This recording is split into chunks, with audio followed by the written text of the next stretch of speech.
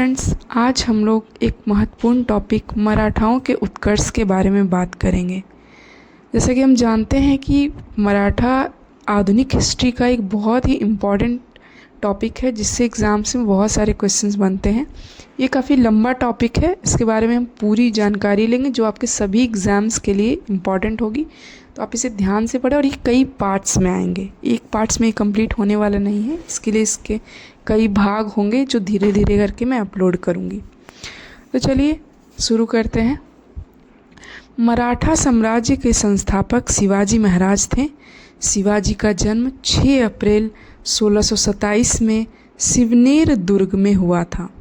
शिवाजी के पिता का नाम शाहजी भोसले एवं माता का नाम जीजाबाई था।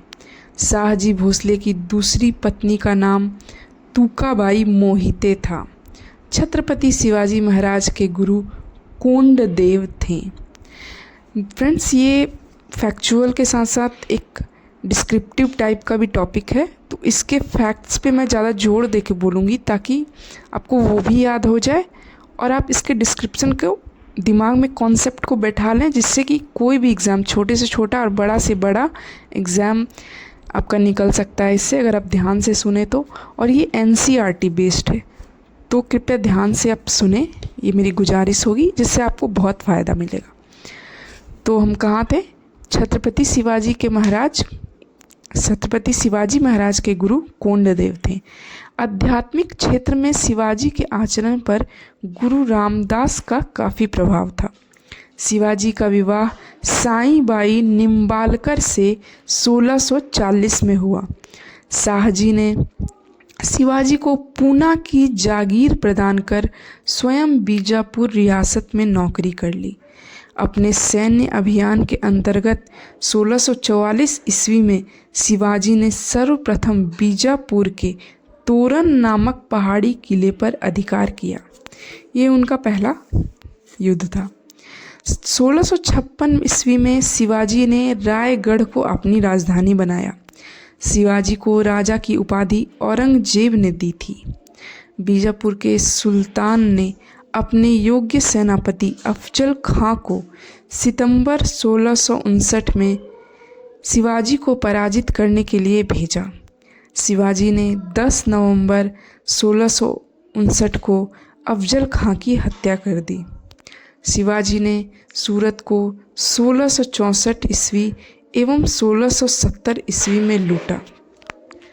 पुरंदर की संधि 1665 ईस्वी में महाराजा जयसिंह एवं शिवाजी के मध्य संपन्न हुई। उस समय मनुची भी वहां उपस्थित थे। शिवाजी को औरंगजेब ने मई 1666 में जयपुर भवन में कैद कर लिया, जहां से वे 16 अगस्त 1666 ईस्वी में भाग निकले। 1672 ईस्वी में शिवाजी ने पन्हाला दुर्ग को बीजापुर से छीना।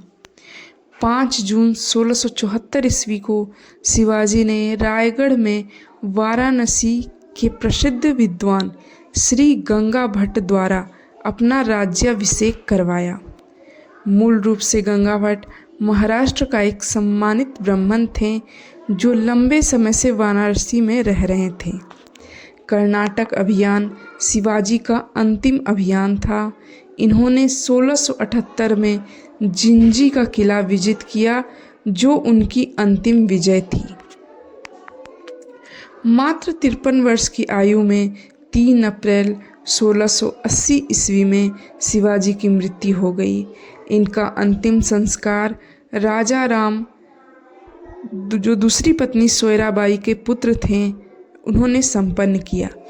इनकी मृत्यु के समय संभाजी पन्हाला के किले में कैद थे।